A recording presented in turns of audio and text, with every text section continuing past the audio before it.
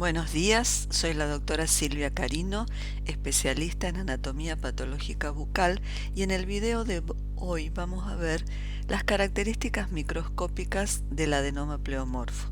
El adenoma pleomorfo es una neoplasia benigna de las glándulas salivales mayores y menores. En este caso podemos observar el tumor que tiene una forma nodular y en este caso se encuentra en la glándula parótida. Si vemos a mayor aumento, podemos ver el parénquima de la glándula parótida característico y el tumor prácticamente en íntimo contacto con el parénquima de la glándula. Esta particularidad ocurre porque el adenoma pleomorfo presenta cápsula de distinto espesor y en algunos sectores puede estar ausente, como en este caso. Acá vemos un sector de cápsula delgada, sería el parénquima de la glándula parótida y el tumor y una delgada cápsula. Las características microscópicas principales del adenoma pleomorfo son estructuras ductales conformadas por células luminales epiteliales ductales y no luminales de tipo mioepiteliales que se encuentran en un estroma variable. Una de las características de ese estroma es el aspecto mixoide, donde se pueden observar las células no luminales o mioepiteliales que se encuentran como flotando en esa matriz mixoide. En este ejemplo, que es otro caso de adenoma pleomorfo, vamos a ver otra de las características. Acá nuevamente vemos esas estructuras ductales de distintos tamaños y los nidos de células ductales y mioepiteliales. Acá el estroma se hace más fibroso.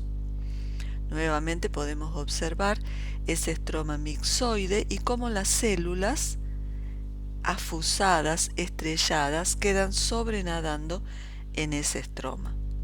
Acá vemos áreas nuevamente fibrosas y áreas de aspecto condroide. Acá podemos observar esas células afusadas, estrelladas, que quedan inmersas en esa matriz homogénea. En este caso cambia la celularidad. Tenemos un tumor encapsulado con esa diferencia de espesores de la cápsula ubicado en la glándula parótida y vemos ya la diferencia que es un tumor más celular, es decir que la celularidad también se modifica. Podemos ver las numerosas estructuras ductales que tienen un contenido eosinófilo. Ese contenido ha sido caracterizado como glicoproteínas.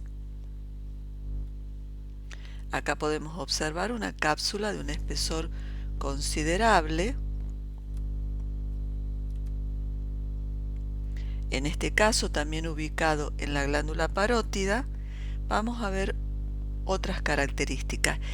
Acá se puede observar claramente el tipo de estroma condroide o cartilaginoso, en donde podemos ver una matriz homogénea y halos claros que rodean al núcleo o a la célula.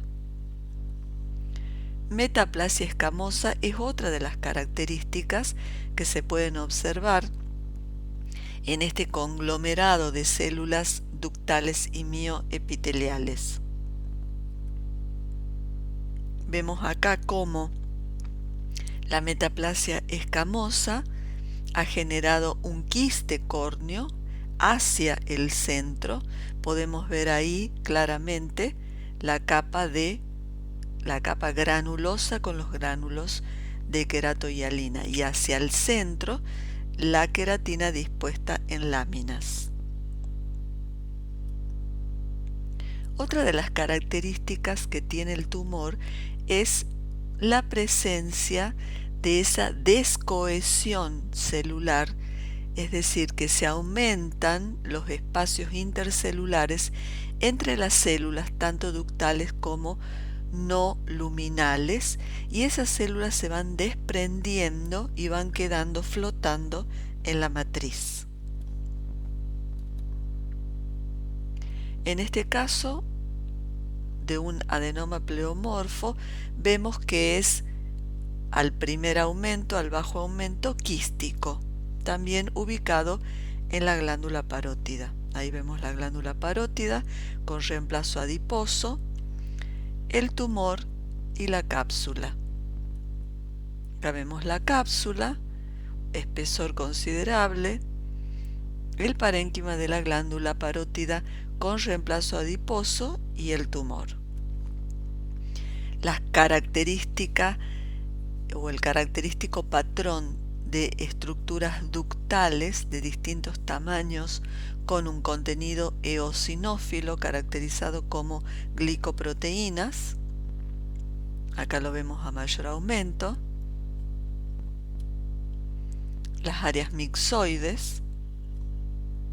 Y esa mucosustancia que se encuentra separando las células que se van desprendiendo está caracterizada como glicosaminoglucanos. Acá vemos esa descohesión celular y cómo las células se van desprendiendo y quedan sobrenadando en el estroma.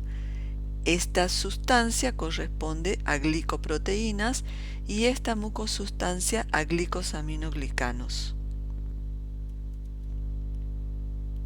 Otra de las características que podemos ver en el adenoma pleomorfo es la metaplasia escamosa. Acá volvemos a ver las células ductales, la mucosustancia y las células no luminales que flotan en esa mucosustancia.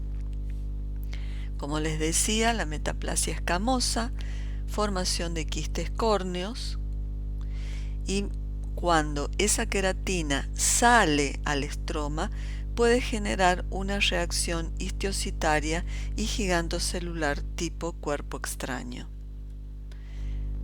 Otra de las características es la presencia de diferenciación adipocítica o grasa,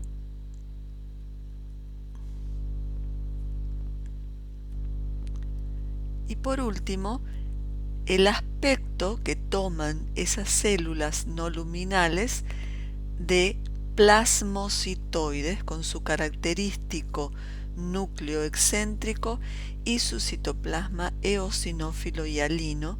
Acá se encuentra esa mucosustancia glicosaminoglucanos. Acá vemos otro conglomerado de células plasmocitoides, y vamos a ver también que a veces se deposita un material hialino entre los cordones celulares. Eso es todo por hoy. Este video fue preparado con material de la plataforma PAT Presenter con uso autorizado de la misma.